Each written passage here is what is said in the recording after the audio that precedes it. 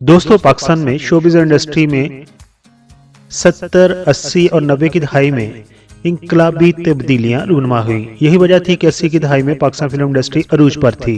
खुसूसन drama industry में उस वक्त आला तलीम याफ्ता फनकारों ने बतौर कैरियर शोबिज़ इंडस्ट्री को अपनाया था। फिर पाकिस्तान टेलीविजन से खूब शोहरत कमाई। 80 और 90 की दहाई के एक ऐसे ही फनकार के बारे में आपको बताने जा रहा हूँ जिनके बारे में हमारे चंद सब्सक्राइबर्स ने सवाल किया था कि क्या उनकी शादी पाकिस्तान टेलीविजन की मशहूर मरूफ अदाकारा सदाकारा इस्मत इकबाल से हुई है। हम सब जानते हैं कि इस्मत इकबाल आजकल निजी टेलीविजन के कई एक ड्रामों में नजर आ रही हैं। तो सबसे पहले बात करते हैं कि हमारे सब्सक्राइबर्स ने किसके बारे में कहा था कि उनकी शादी इस्मत इकबाल से हुई है। उस लेजेंड फनकार का नाम है जुवेद नवाब। अदाकार सदाकार डायरेक्टर जुवेद नवाब 2 सितंबर 1955 को कोयटा की एक मोअज़्ज़ज़ फैमिली के यहाँ पैदा हुए हैं। उन्होंने 1981 में अपनी तालीम मुकम्मल कर ली थी और उसके बाद एक सरकारी अफसर की हैसियत से गवर्नमेंट जॉब ज्वाइन कर ली थी। मार्च 1985 में पाकिस्तान के सबसे जदीद टेलीविजन पाकिस्तान टेलीविजन कोयटा का इफ्तिताह हुआ था और फिर 20 अप्रैल 1985 को वहां पर अदाकारी के एडिशन हुए। जुवेद नवाब ने उस एडिशन को चैलेंज समझकर उसमें हिस्सा लिया और फिर चैलेंज का ना होने वाला सिलसिला उनकी जिंदगी में शुरू हो गया। हर आदमी के अंदर एक बचगाना तबीयत छुपी होती है और कभी कभी खो करके सामने आ जाती है। चाय बनाओ?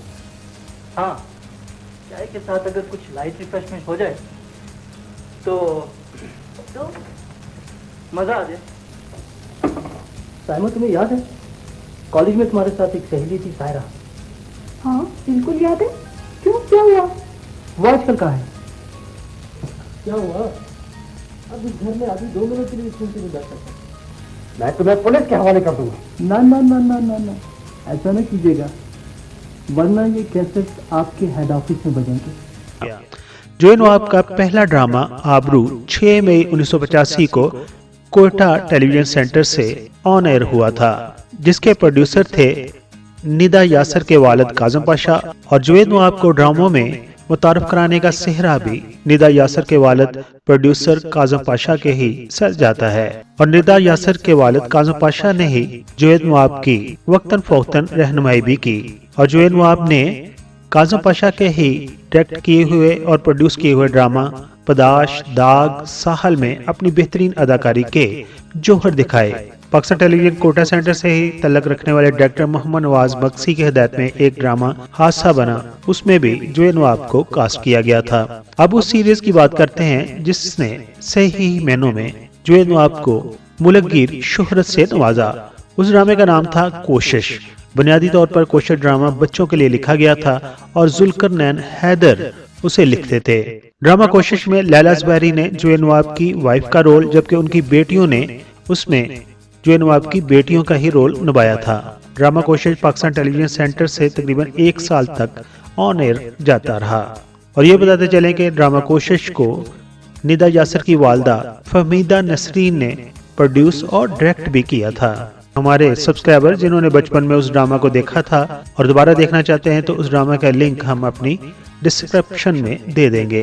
अब बात करते हैं जुवेद नवाब के चंद मशहूर और मकबूल ड्रामों की। तो उनमें सतून, धुंध के पार, अंधेरे, घर का मकीन और ड्रामा मासूम वगैरह शामिल हैं, जिसे हिदायतकार जाहिद उज़ैर ने डायरेक्ट किया था।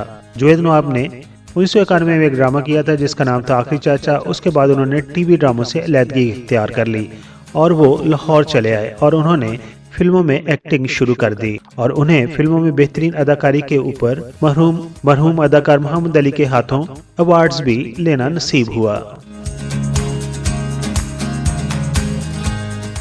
अभी वो फिल्मों में काम कर रहे थे कि पाकिस्तान में प्राइवेट प्रोडक्शन शुरू हो गई और उन्होंने प्राइवेट प्रोडक्शन के तहत बनने वाला ड्रामा सीरियल तेरे बिना में दोबारा ड्रामों में कमबैक किया। उस ड्रामा में आपके साथ अदाकार अरबाज खान और सवेरा नदीम भी मौजूद थीं। जुवेद नवाब ने ड्रामा सुनहरी जंजीर और चांद बाबू के अलावा चंद एक ड्रामों में गेस्ट अपीयरेंस भी दी।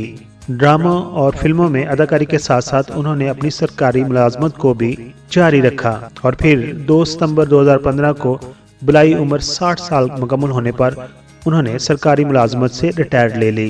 जुवैद नवाब, आखिर पर हम आपको बताते चलें कि जुवैद नवाब और इस्मत इकबाल ने कई एक ड्रामों में स्पेशली आदि गवाही में इकट्ठे काम किया, लेकिन उन दोनों के दरमियान कोई ऐसा रिश्ता नहीं था जिसके बारे में हमारे सब्सक्राइबर्स ने पूछा था, यानी कि उन दोनों की शादी नहीं हुई थी, क्योंकि इस्मत इकबाल ने लाहौर के अंदर शादी की है और उनकी बेटी भी आजकल कई निजी टीवी चैनल के ड्रामों में अदाकारी करते हुए नजर आ रही हैं।